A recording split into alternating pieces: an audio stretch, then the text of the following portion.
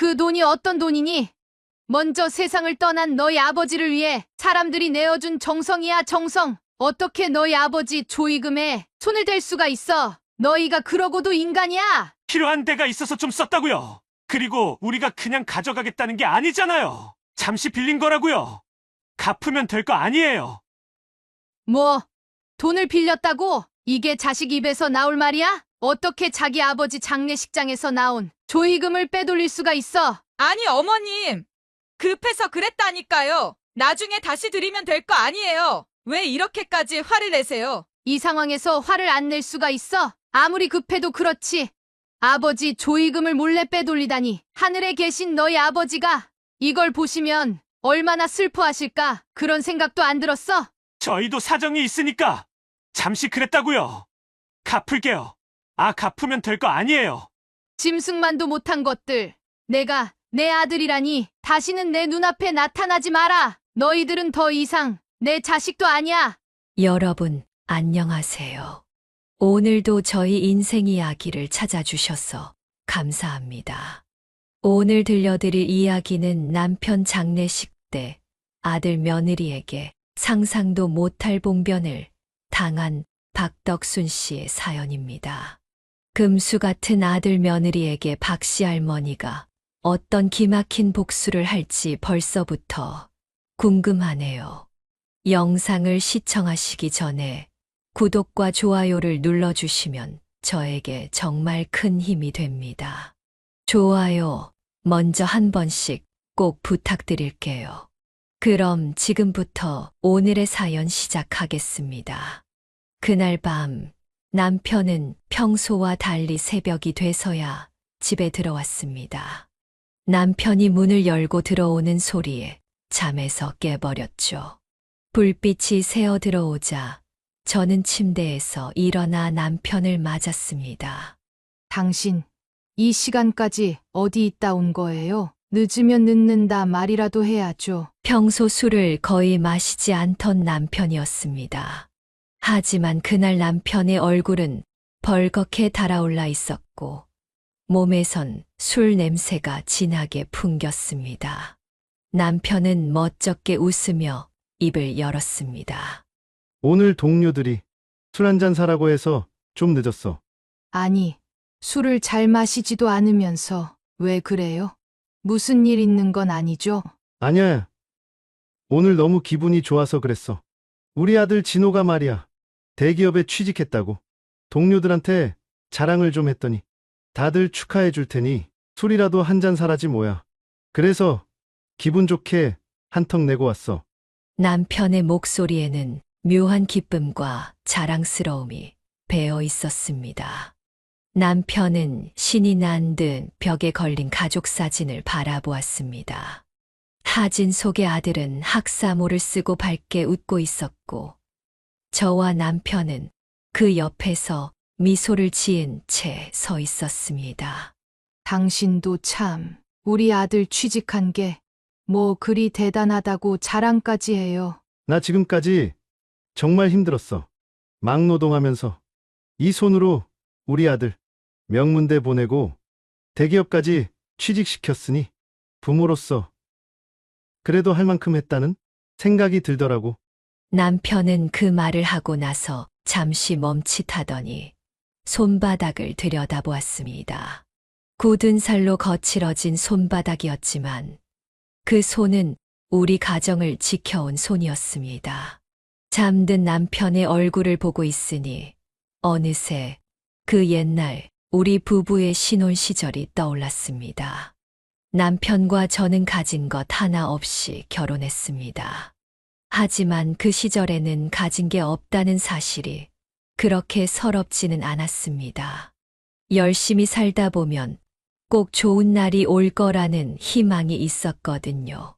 젊은 시절 남편은 늘 새벽같이 공사장에 일을 하러 나갔습니다. 오늘도 조심하세요. 돈도 돈이지만 절대 다치면 안 돼요. 그럼 항상 조심하면서 일하고 있으니까 걱정 안 해도 돼. 조심히 다녀올게. 남편은 막노동을 하며 하루하루를 버텨냈습니다. 아침 일찍 공사장으로 나가고 밤늦게 들어오는 남편의 몸은 늘 땀과 먼지로 가득했었죠. 어느 날 퇴근한 남편이 조금은 다른 표정을 지었습니다. 무언가 결심한 듯한 표정이었어요. 당신, 오늘 무슨 일 있었어요? 표정이 심상치 않아 보이는데요. 오늘 공사장에서 한 아저씨가 그러더라고. 기술을 배워야지 평생 무거운 짐만 나르다간 몸만 상한다고. 그래서 뭐라고 했는데요? 그 말이 맞는 것 같아서 오늘부터 페인트 칠 배우기로 했어. 저는 그 말을 듣고 남편의 얼굴을 한참 바라보았습니다.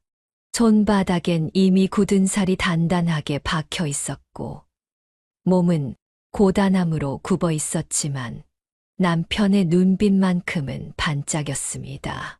페인트요? 손에 익히면 밥벌이 하는 데는 걱정 없을 거야. 이제 나도 기술자가 되는 거지. 남편은 그렇게 페인트 칠을 하며 동네에 조금씩 단골 손님도 생기고 공사장에서 남편을 찾는 사람들도 늘어났습니다. 남편의 그런 노고와 저희 뒷바라지 덕분에 아들 진호는 공부에 전념할 수 있었습니다. 그리고 자랑스럽게도 얼마 전에는 그토록 바라던 대기업에 취직까지 할 수 있었죠. 남편은 그 일이 얼마나 자랑스러웠는지 하루 종일 동료들에게 자랑을 했었고, 결국 동료들의 성화에 못 이겨 술을 한턱 거하게 내고 들어온 것이었습니다. 그날 밤 남편은 잠든 채 가끔씩 숨소리를 내쉬며 나지막이 중얼거렸습니다.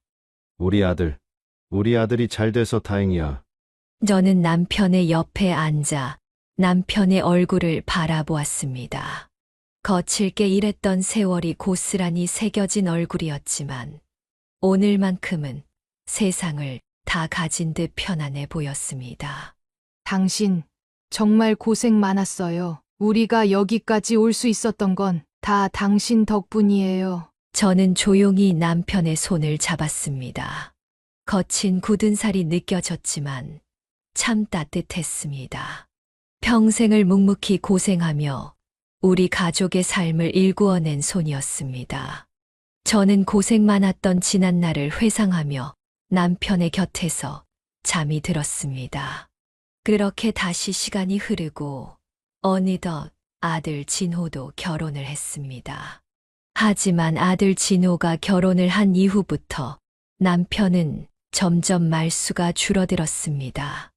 남편의 말수가 줄어든 건 아마 마음에 쌓인 서운함이 컸기 때문이었을 겁니다. 처음엔 아들네 부부가 행복하게 잘 사는 것만으로도 충분하다고 생각했습니다. 하지만 언제부턴가 아들네 부부가 우리 부부를 뒷전 취급하고 처가만 챙기는 게 눈에 들어오기 시작하더군요.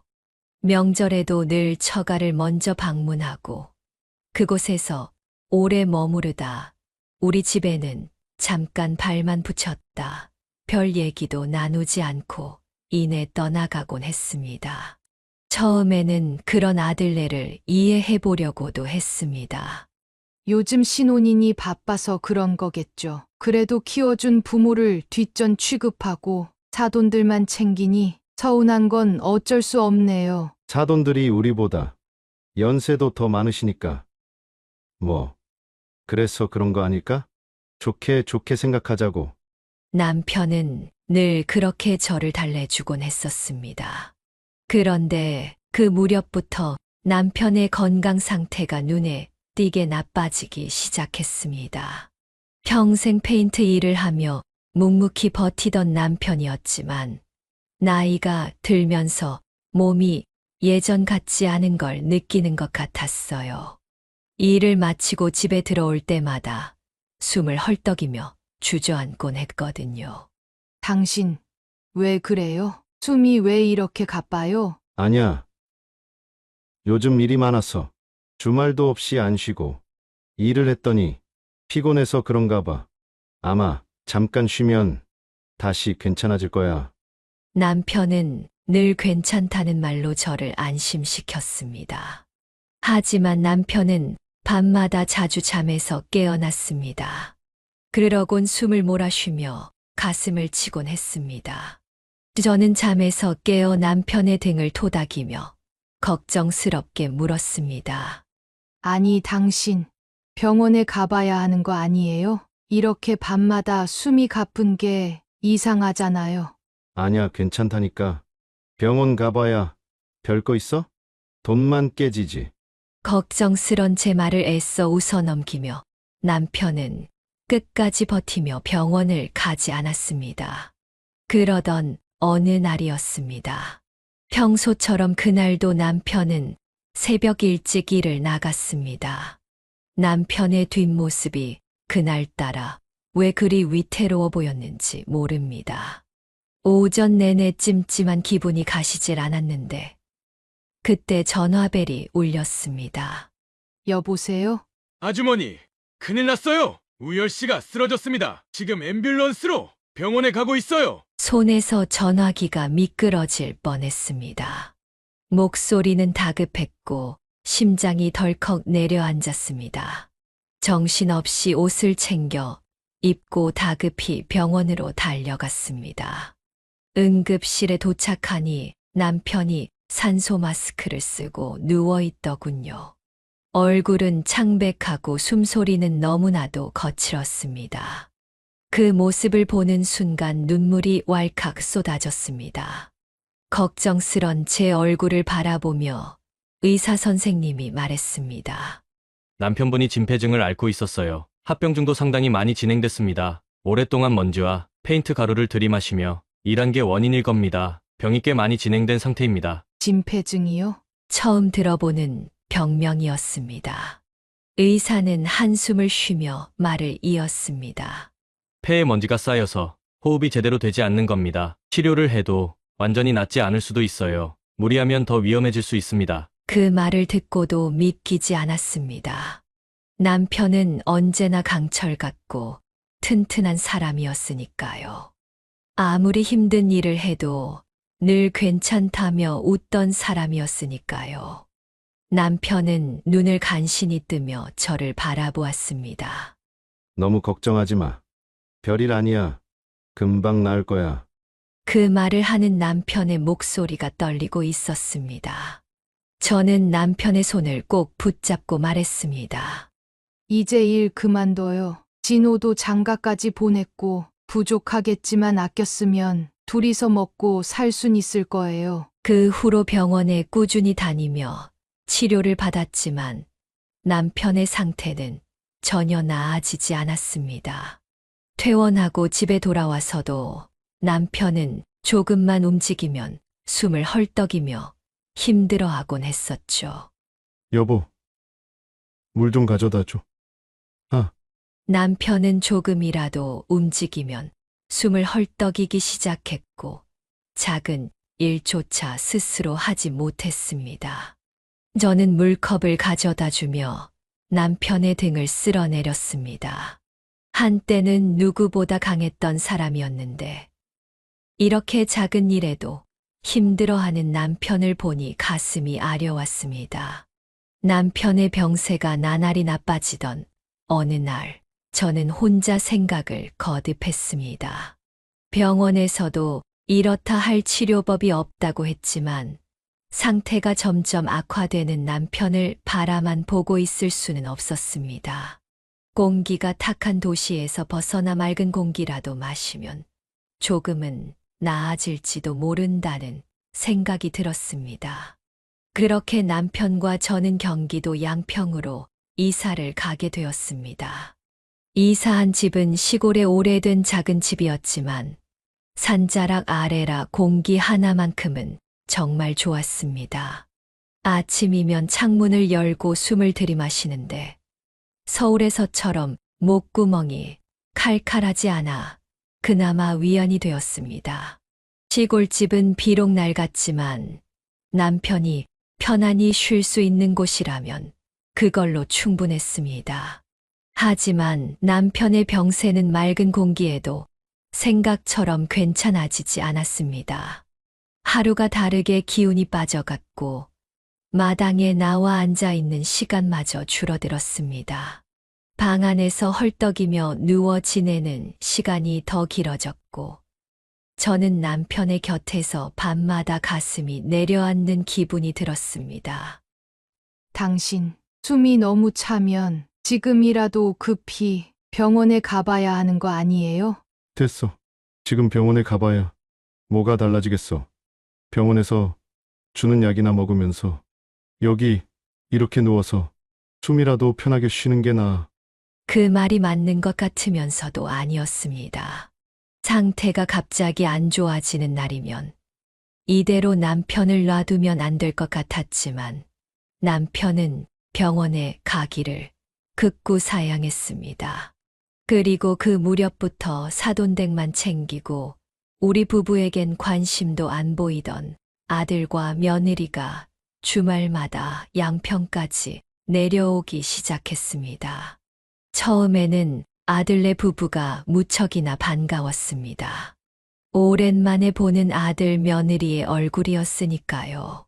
하지만 아들과 며느리가 내려올 때마다 느껴지는 묘한 어색함은 도저히 참기가 어려웠습니다.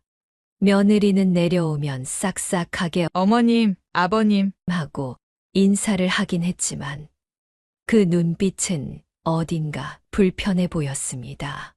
그날도 그랬어요.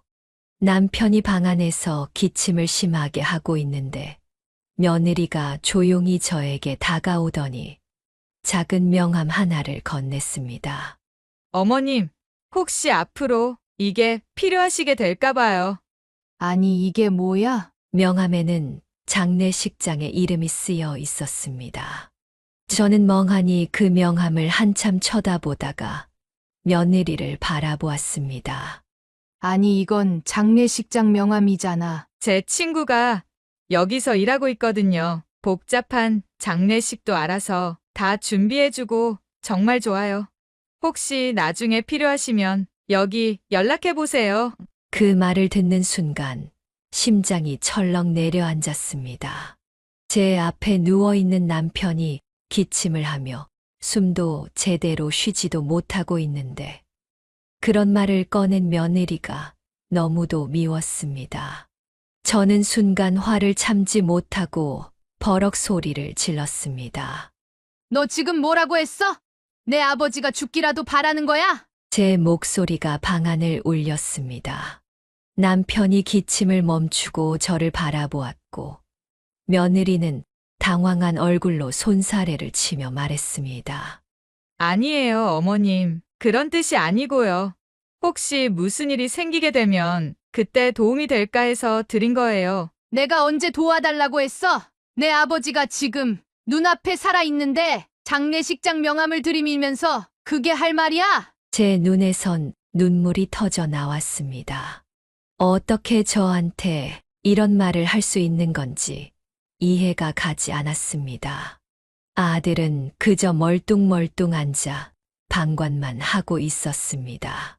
진호야, 너는 지금 이 상황을 지켜보고도 가만히 있는 거야?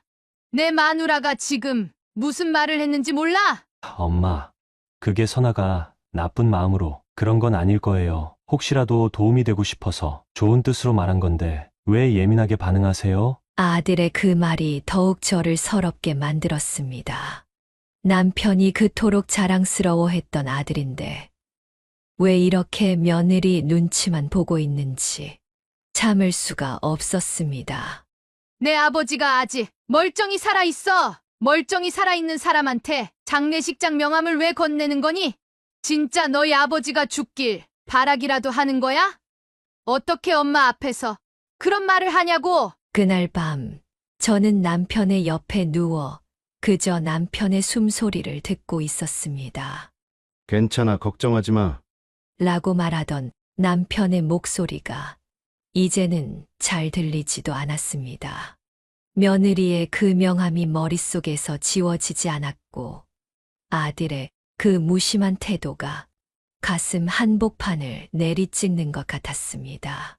남편은 저를 향해 힘겹게 고개를 돌리며 말했습니다.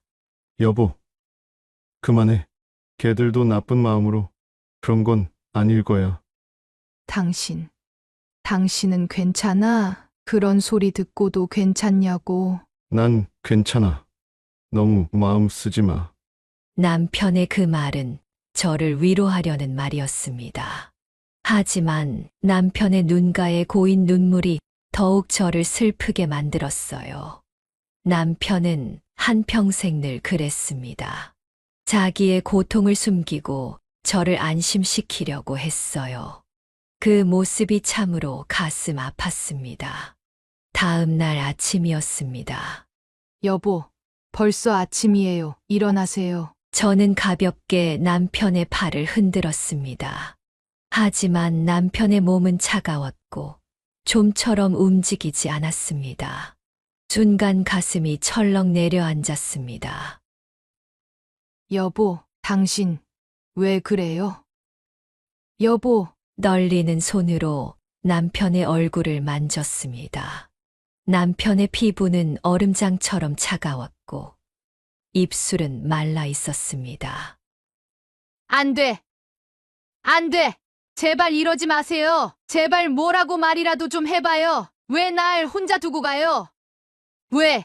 남편의 몸은 이미 굳어 있었고 방 안의 공기는 싸늘하기만 했습니다.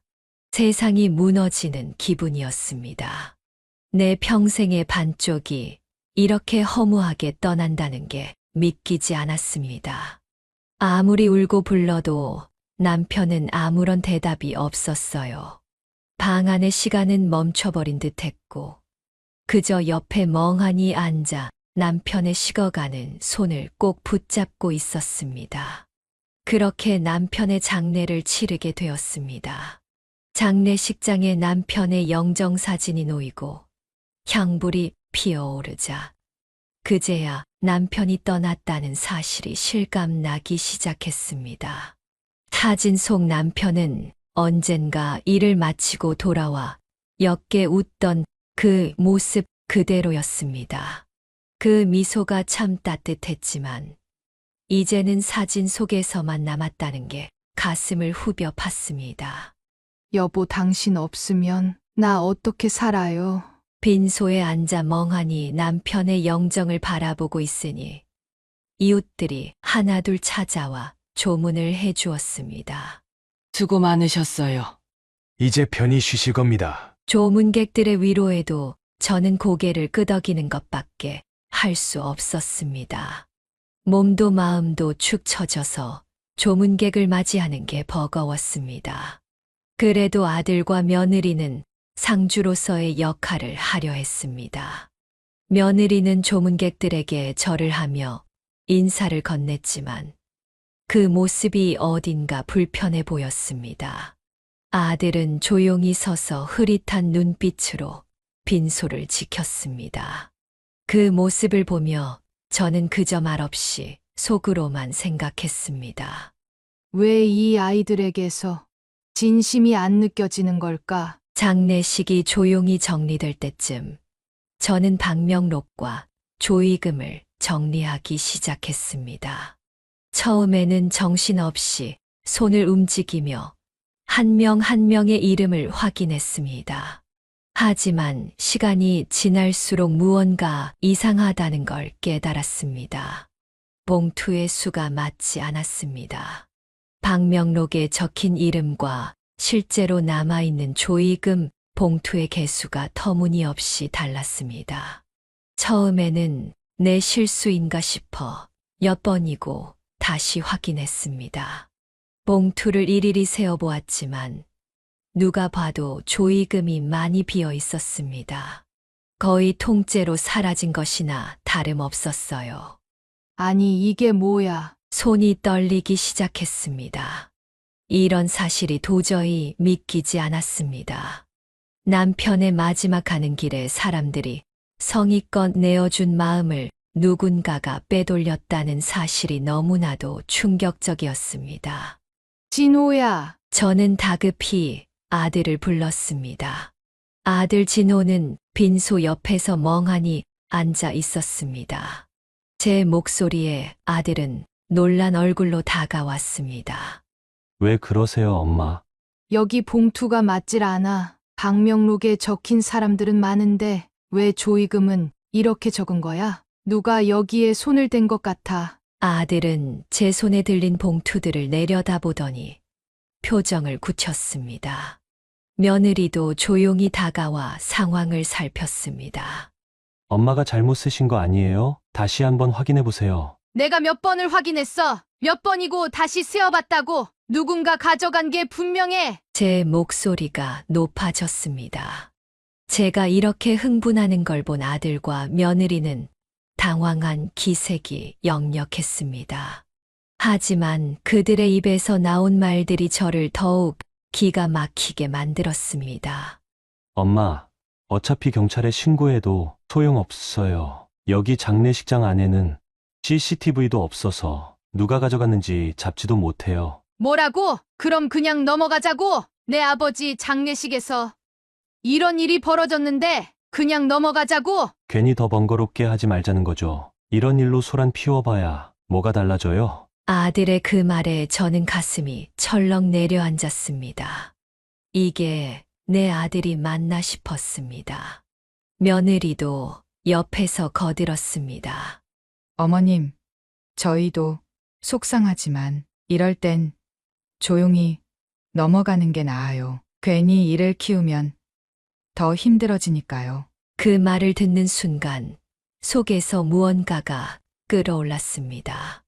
남편이 떠난 슬픔도 참기 힘든데 아들 부부가 이렇게 말하는 걸 지켜보고 있자니 더 이상 참을 수가 없었습니다. 너희들 지금 그게 할 소리야? 이 돈은 너희 아버지를 위해 사람들이 내어준 정성이야. 그 정성을 누가 가져갔는데 내가 그걸 모른 척하고 넘어가라고? 내가 어떻게 그렇게 해? 그 순간 아들은 더 이상 나를 바라보지 못하고 고개를 떨궜습니다. 나는 그 모습에서 뭔가 이상한 기운을 느꼈습니다. 아들의 눈빛이 어딘가 흔들리고 있었습니다. 며느리는 애써 나를 진정시키려 했지만 저는 그들의 태도에서 이상한 낌새를 느끼고 말았습니다. 이 아이들이 혹시 아니야, 설마. 그런 생각이 들자 저는 정신이 아득해졌습니다. 혹시라도 제 의심이 사실이라면 도저히 맨정신으로 견디기 힘들 것 같았기 때문입니다. 아들과 며느리의 만류에도 불구하고 결국 저는 경찰에 신고하기로 결심했습니다. 아들 부부가 길을 쓰고 말렸지만 제 마음은 이미 굳어 있었어요. 조의금이 이렇게나 사라졌는데 그냥 넘어갈 수는 없었거든요. 경찰이 장례식장에 와서 상황을 조사하고 장례식장 밖의 CCTV를 확인하기 시작했습니다. 며칠 후 경찰로부터 경찰서에 방문을 해달라는 연락이 왔습니다. 보시면 아시겠지만 이분이 검은 가방을 들고 나가셨습니다. 내부에 CCTV가 없어 그 가방의 출처와 내용물을 확인할 수 없지만 복도 CCTV에 찍힌 것은 이 장면뿐입니다. 저는 그 화면을 멍하니 바라보며 입술을 꽉 깨물었습니다. 경찰이 이어서 말했습니다. 장례식장 밖 CCTV도 확인했는데요. 이분이 그 가방을 들고 나가 어떤 여자분에게 그 가방을 건네는 장면이 찍혔습니다. 그 말을 듣는 순간 머릿속이 하얗게 변했습니다. 아들의 얼굴과 가방, 그리고 CCTV에 보이는 안사돈, 퍼즐이 하나씩 맞춰지는 기분이었습니다. 심장이 요동쳤고 숨이 막혀오는 듯 했습니다. 손끝이 저릿하게 떨렸습니다. 우리 진호가 그 아이가 그 돈을 가져갔다고? 그리고 그 돈을 왜 안사돈한테 준 거지? 믿고 싶지 않았습니다. 믿고 싶지 않아서 스스로를 몇 번이고 다그쳤어요. 하지만 CCTV 화면 속에 찍힌 장면은 명확했습니다. 제 아들이 조의금 봉투를 가져가 안사돈에게 건네는 장면이었죠. 경찰서에서 나와 집으로 돌아오는 길이 어찌나 길고 지옥 같던지요. 두 다리가 무겁고 가슴이 먹먹해서 한 걸음 한 걸음이 힘겨웠습니다. 집에 돌아오자마자 저는 안사돈에게 전화부터 걸었습니다. 손이 떨려 버튼을 누르기도 힘들었지만 꼭 물어봐야 했습니다. 안사돈 저예요. 죄송하지만 좀 여쭤볼 게 있어서요. 아니, 무슨 일이십니까? 무슨 일로 이렇게 늦은 시간에 전화를... 안사돈의 목소리는 다소 놀란 듯 했지만 차분했습니다. 저는 마음을 진정시키려 애쓰며 조심스럽게 말을 꺼냈습니다. 사돈, 혹시 장례식장에서 우리 진호가 안사돈께 드린 검은색 가방, 거기 안에 뭐가 있었는지 확인해 보셨어요? 그 말을 듣는 순간 전화기 너머의 침묵이 길게 이어졌습니다. 제 의심이 사실로 굳어지는 순간이었습니다. 잠시 후 안사돈의 목소리가 들려왔습니다. 제가 우리 사위한테 돈을 받아야 할 게 조금 있어서요. 제가 받아야 될 돈을 받는 건데 무슨 문제라도 있으세요? 그 말을 듣는 순간 저는 두 손으로 입을 틀어 막았습니다. 아니라고 믿고 싶었지만 아들이 메고 나간 검은색 가방 안에 돈이 들어 있었다는 사실이 명백해졌습니다. 그리고 그 돈은 분명 남편의 조의금일 게 분명했죠. 그 돈이 어떤 돈인지 사돈도 아셔야 합니다. 그건 우리 남편 장례식에서 사람들이 정성껏 내어준 조의금이에요. 조의금이라고요? 그날 장례식장에서 사위가 저한테 건네준 돈이 조의금이었다는 말씀이세요? 안사돈의 목소리는 점점 작아졌습니다. 저 역시 아무 말도 할 수 없었습니다. 손에 든 전화기를 붙잡고 그저 눈물만 흘렸습니다. 사돈은 충격을 받은 듯 말을 잇지 못했습니다. 한참 후 그쪽에서 작은 한숨 소리가 들렸습니다. 전혀 생각하지도 못했어요. 가방 안에 봉투는 없었고 검은 비닐봉투 안에 돈만 가득 담겨 있었거든요. 이게 대체 어찌 된 일인지 우리 사위가 왜 그런 짓을... 사돈, 진호가 사돈께 드렸던 그 돈, 우리 남편 조의금이라고요. 지금 댁에 계세요? 제가 당장 다시 받으러 사돈 댁으로 가겠습니다. 잠시의 정적이 흐른 후 안사돈이 조심스럽게 입을 열었습니다. 그건 조금 곤란합니다. 다시 드릴 수 없어요. 뭐라고요? 그 돈이 어떤 돈인지 아시잖아요. 우리 남편 장례식장에서 나온 조의금이에요. 그걸 알면서도 돌려줄 수 없다고 하시는 거세요? 저는 믿기지 않아 목소리가 떨렸습니다. 하지만 안사돈은 여전히 차분한 어조로 대답했습니다. 그게 어떤 돈이든 일단 제가 사위한테 받을 돈이 있어요. 받을 건 받아야 하지 않겠습니까? 순간 머릿속이 새하얘졌습니다. 지금 무슨 소리를 하고 있는 건지 전혀 이해가 되지 않았습니다. 아니, 우리 진호한테 받을 돈이 있으면 진호한테 따로 받아가셔야죠.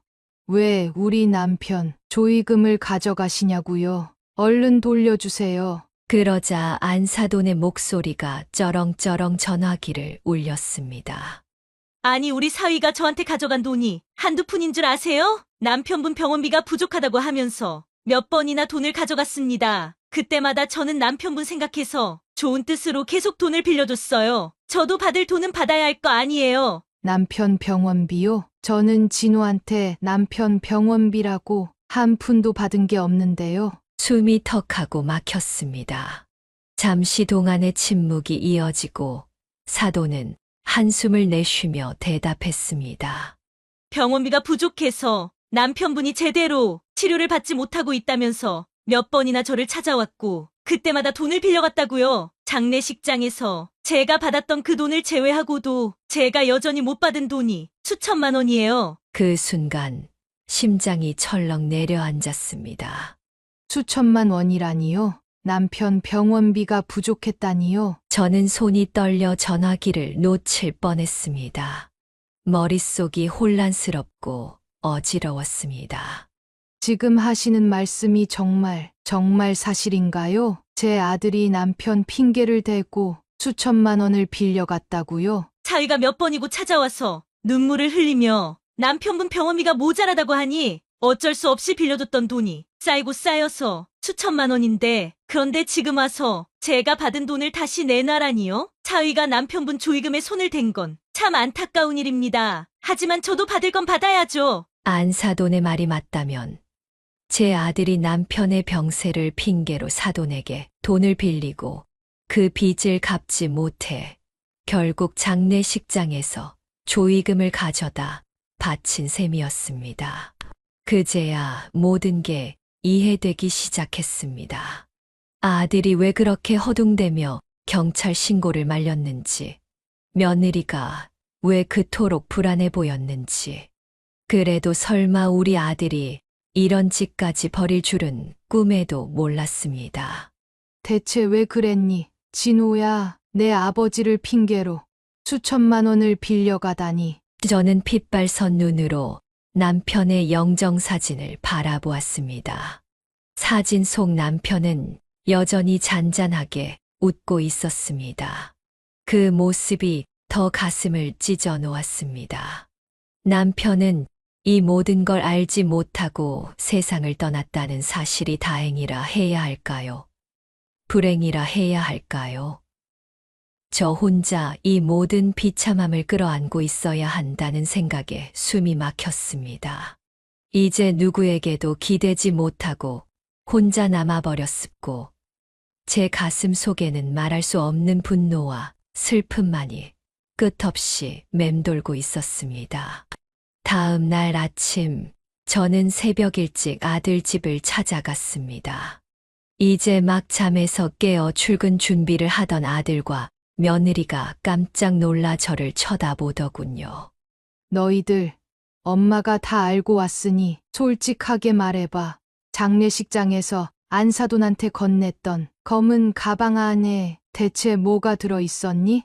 제 목소리는 차가웠고 손끝은 떨리고 있었습니다. 아들은 처음에는 시선을 피하며 얼버무렸습니다. 엄마, 그게 다 사정이 있었어요. 사정?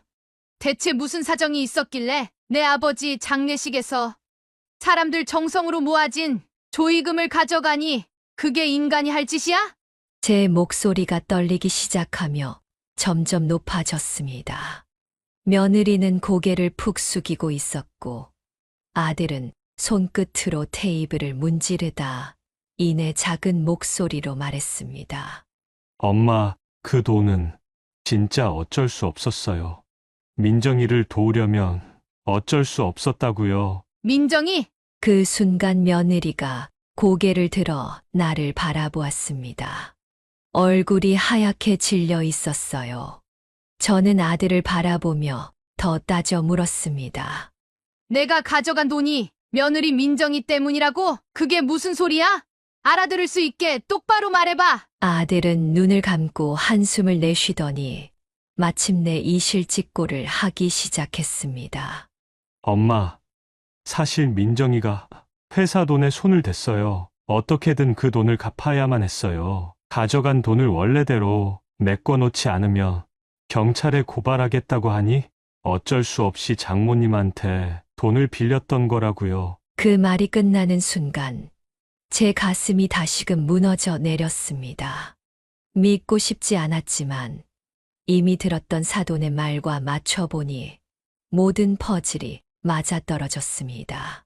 그럼 그 돈이 너희 아버지 병원비라고 거짓말을 한 거야? 내 아버지를 핑계로 돈을 빌렸다고? 아들은 고개를 숙인 채 아무 말도 하지 않았습니다. 며느리는 흐느끼기 시작했습니다. 어머님, 죄송해요. 제가 정말 잘못했어요. 근데 그때는 어쩔 수 없었어요. 원래대로 돈을 채워놓지 않으면 경찰에 신고해서 저를 감옥에 보내버리겠다고 하니 제 인생이 끝나는 줄 알았어요. 그래서 그 말에 저는 며느리를 바라보았습니다. 얼굴에 눈물 자국이 번져 있었지만 그 눈물은 저에게 조금의 위로도 되지 않았습니다. 어쩔 수 없었다고. 아무리 그래도 그렇지. 내 아버님 마지막 가는 길에 너희가 한 짓이 그게 말이 된다고 생각해? 그 돈을 훔쳐가면 모든 게 괜찮아질 줄 알았어? 제 목소리는 떨리고 있었고 마음속에는 억울함과 분노가 뒤엉켜 있었습니다. 진호야, 내가 어떻게 이럴 수 있니? 내 아버지가 살아계셨으면 이걸 알고 얼마나 마음이 아프셨을까? 엄마랑 아빠가 너를 어떻게 키웠는데. 아들은 고개를 푹 숙인 채 아무 말도 하지 않았습니다. 제 눈에는 눈물이 흘러내리고 있었습니다. 너희 아버지가 이 꼴을 보고 하늘에서 뭐라고 하실지 생각해봐. 돌아가신 너희 아버지를 이렇게 모욕해? 너희가 그러고도 인간냐? 저는 한참을 울고 소리치며 주저앉았습니다. 며느리는 조용히 흐느끼기만 했고 아들은 말없이 그저 제 자리에 앉아 있었습니다. 그 순간 안사돈에게 다시 전화를 걸어야겠다는 생각이 들었습니다.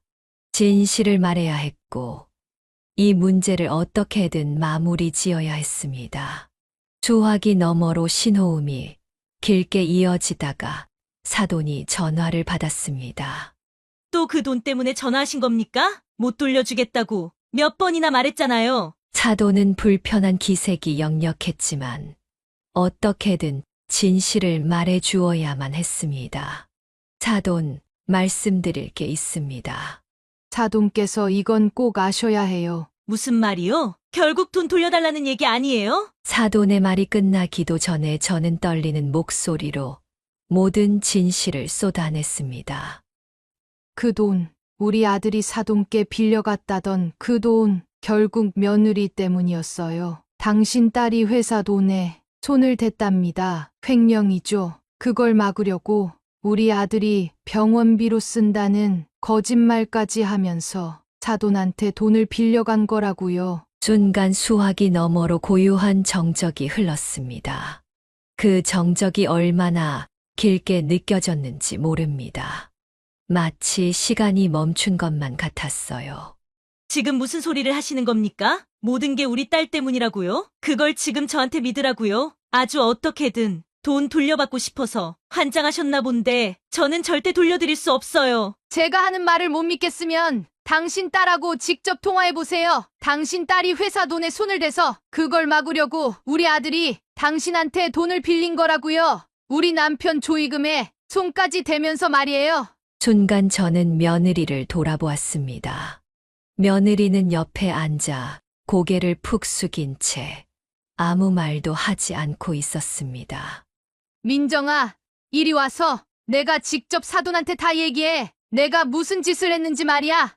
얼른 얘기 좀 해봐. 며느리는 눈이 휘둥그레지더니 머뭇거리며 전화를 받아들었습니다. 전화기 너머에서 사돈의 목소리가 점점 격양되는 게 들렸습니다. 민정아, 이게 도대체 무슨 일이야? 내가 회사 돈을 횡령했다는 게 사실이야? 빨리 사실대로 말해봐. 안사돈의 목소리는 분노로 가득 차 있었습니다. 며느리는 울먹이며 그저 죄송하다는 말만 반복했습니다. 죄송해요, 엄마. 정말 죄송해요. 무슨 생각으로 그런 짓을 벌인 거야? 엄마가 도대체 이게 무슨 망신이야? 엄마가 부끄러워서 정말 고개를 들 수가 없어. 전화기 너머로 사돈의 고함과 울분이 고스란히 들려왔습니다. 며느리는 더 이상 버티지 못하고 다시 저에게 전화를 넘겼습니다. 사돈의 목소리는 이제 한층 가라앉아 있었고 그 속에는 깊은 자책이 묻어나 있었습니다. 정말 미안합니다. 이게 도대체 어떻게 된 일인지 우리 딸이 그런 짓을 벌였을 줄은 꿈에도 몰랐어요. 저도 우리 아들과 며느리가 남편 조의금에 손을 댈 줄은 몰랐어요. 정말 뼈 빠지게 자식 키워놨더니 이렇게 부모를 배신하네요. 안사돈은 한참을 망설이더니 결국 조용히 입을 열었습니다. 알겠습니다. 결국 저희 딸 때문에 생긴 일이라고 하니 제가 받았던 그 돈은 다시 돌려드리겠습니다. 이제라도 하나씩 바로잡아야지요. 그 말을 듣는 순간 저는 겨우 숨을 돌릴 수 있었습니다. 그렇게 해주셔서 감사합니다. 사돈께서 이 상황을 바로 잡아주시려고 하니 그나마 다행입니다. 전화를 끊고 나니 온몸에 긴장이 풀려버렸습니다. 사돈에게 다시 남편 조의금을 돌려받을 수 있겠지만 이 모든 상황을 겪으며 남은 것은 깊은 상처뿐이었습니다. 내 아들이, 내 며느리가 남편의 마지막 가는 길을 이렇게 망가뜨릴 줄은 꿈에도 몰랐습니다. 사돈과의 통화가 끝난 직후 저는 손에서 전화기를 놓고 소리쳤습니다. 제 안에 쌓였던 울분이 터져 나와 도저히 참을 수가 없었기 때문입니다. 이런 놈들이 내 자식이라고 앞으로 내 눈앞에 다시는 나타나지 마. 내 아버지를 그렇게 욕보이고도 너희가 자식이라고 할 수 있니? 방 안은 내 절규로 가득 찼습니다. 목이 메이고 숨이 가빠와도 멈출 수 없었습니다. 남편이 평생 피땀 흘리며 일궈낸 삶, 가족을 위해 헌신했던 그 모든 시간이 배신감으로 얼룩졌습니다. 두 손으로 얼굴을 감싸쥐고 그 자리에 주저앉고 말았습니다. 저는 더 이상 아들과 며느리를 가족으로 받아들일 수 없었습니다. 그날 이후로 저는 아들 며느리와 연락을 모두 끊었습니다. 전화번호를 차단하고 절대 먼저 연락하지도 않았어요. 그들의 목소리조차 듣고 싶지 않았기 때문입니다. 제가 받은 상처는 너무 깊었고 혼자 감당하기에도 너무 벅찼습니다. 양평산 기슭에 있는 작은 집에서 마음을 다스리기 위해 그림을 그리기 시작했습니다. 마당에 나와 있는 오래된 이젤과 낡은 붓을 꺼내 들었습니다. 나무들이 가만히 흔들리는 모습, 작은 산길 위로 들이온 햇살, 내 눈앞에 펼쳐진 자연이 고스란히 화폭 위로 옮겨졌습니다. 붓을 쥐고 천천히 선을 그으며 마음을 달랬습니다. 남편이 떠오를 때마다 그림 속에 남편을 담았습니다. 아내로서 해줄 수 있는 마지막 위로이자 제게 남은 유일한 치유의 시간이었습니다. 그러던 며칠 전이었습니다. 낯익은 목소리가 문 앞에서 들려왔습니다. 엄마, 저희 왔어요. 문을 열어보니 아들과 며느리가 서 있었습니다. 얼굴에는 후회와 미안함이 가득했고 눈을 떨며 저를 쳐다보고 있었습니다. 엄마, 정말 죄송해요. 우리가 잘못했어요. 다시 용서해 주세요. 어머님, 저희가 잘못했습니다. 다시는 그런 일 없을 거예요. 그들의 사과를 듣는 순간 가슴 속에서 다시금 화가 치밀어 올랐습니다. 저는 싸늘하게 그들을 쳐다보며 한마디를 내뱉었습니다. 너희 목소리조차 듣기 싫으니 얼른 돌아가. 그런데 아들이 갑자기 이런 말을 꺼냈습니다. 저희 사과를 안 받아주신다면 장모님한테라도 사과를 드리고 싶어요. 장모님 좀 만나 뵐 수 있게 주선 좀 해주실 수 없을까요? 저는 그 말에 얼어붙고 말았습니다. 갑자기 나를 찾아와서 왜 안사돈을 찾는 거지? 도저히 이해할 수가 없었습니다. 엄마가 너희한테 더 이상 무슨 말을 더 해야 할지 모르겠구나. 사과를 안 받아줘도 되니 사돈을 만나게 해달라고? 내가 도대체 왜 그렇게 해야 하지? 왜 여기까지 찾아와서 사돈을 찾고 있냐는 말이야. 얼른 돌아가. 경찰 불러서 쫓아내기 전에 얼른 돌아가라고. 저는 힘껏 문을 쾅 닫았습니다. 그 뒤로 문 밖에서 엄마, 죄송합니다. 라는 소리가 들려왔지만 더 이상 그 말은 저에게 아무런 의미도 없었습니다. 그리고 바로 어제가 남편의 첫 번째 기일이었습니다. 아침부터 비가 내렸고 산속의 공기는 축축하게 젖어 있었습니다. 방 안에는 남편의 영정사진이 놓여 있었고 그 앞에 조용히 앉아 남편에게 말을 걸었습니다. 여보, 벌써 1년이 지났어. 나는 아직도 당신이 내 곁에 있는 것만 같아. 그때였습니다. 문을 두드리는 소리가 들려왔습니다. 누구일까 싶어 문을 열었더니 안사돈이 비를 맞으며 서 있었습니다. 안사돈 여기까지 어떻게 오셨어요? 안사돈은 젖은 우산을 접으며 조용히 웃었습니다. 남편분 첫 기일이니 잠시 근처에 볼일도 볼 겸 잠시 들렀어요. 우리는 서로를 바라보며 잠시 말없이 서 있었습니다. 같은 상처를 공유하고 있었기에 아무 말이 필요 없었습니다. 들어와요. 커피라도 한 잔 드릴게요. 따뜻한 커피를 내오고 둘이 마주 앉으니 그제야 안사돈이 입을 열었습니다. 그 일 이후로 저도 많이 힘들었어요. 우리 딸과 사위에게 기대했던 모든 걸 끊었으니까요. 빌려준 돈은 결국 소송까지 진행 중이고요. 경제적으로 지원해주던 것도 모두 끊어버렸어요. 그 말을 들으니 나는 마음 한구석에서 그럼 그렇지라는 생각이 들었습니다. 안사돈이 소송까지 걸고 경제적으로 지원해 준던 걸 다 끊어버렸으니 저한테 찾아와 안사돈과 만날 수 있게 주선을 해달라고 한 거였죠. 그게 잘하신 거예요. 우리 같은 상처를 받은 사람들은 자식들한테 더 이상 기대할 게 없어요. 안사돈은 한숨을 내쉬며 고개를 끄덕였습니다. 맞아요. 이제는 더 이상 어떤 기대도 하지 않기로 했습니다. 앞으로는 저도 제 자신을 위해 살아야겠다고 다짐했어요. 창밖에는 여전히 비가 내리고 있었습니다. 창문에 맺힌 빗방울이 천천히 흘러내리며 서로의 상처를 위로해 주는 듯 했습니다. 안사돈, 그래도 이렇게 찾아와 주셔서 정말 감사합니다. 아닙니다. 이렇게라도 이야기를 나눌 수 있어서 다행이에요. 우리는 커피를 마시며 조용히 이야기를 나누었습니다. 같은 상처를 받은 사람들이기에 서로의 아픔이 더 잘 이해되었고 위로가 되었습니다. 비 오는 창밖을 바라보며 나는 문득 마음이 조금은 가벼워지는 걸 느꼈습니다. 남편의 빈자리는 여전히 크게 느껴졌지만 이제는 더 이상 혼자가 아니었습니다. 서로의 상처를 보듬으며 함께 살아갈 친구가 생겼다는 사실이 위로가 되었습니다. 남편의 사진을 바라보며 저는 작게 속삭였습니다.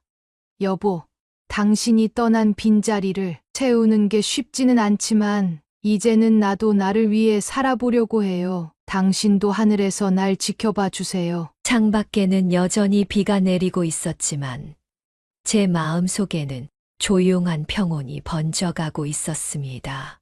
지금까지 박덕순 씨의 사연을 끝까지 들어주셔서 감사합니다. 정말 힘든 일을 겪고 그 상처를 치유해 나가고 있는 박덕순 씨에게 따뜻한 위로의 한마디 댓글로 남겨주시면 박덕순 씨에게 정말 큰 힘이 되리라 생각합니다. 마지막으로 아직 구독과 좋아요 안 누르신 분들이 계시다면 다시 한번 부탁드리겠습니다. 영상을 제작하는 저에겐 세상 무엇보다 큰 힘이 되거든요. 그럼 저는 더 흥미진진하고 재밌는 사연으로 다시 찾아뵙겠습니다. 시청해 주셔서 감사합니다.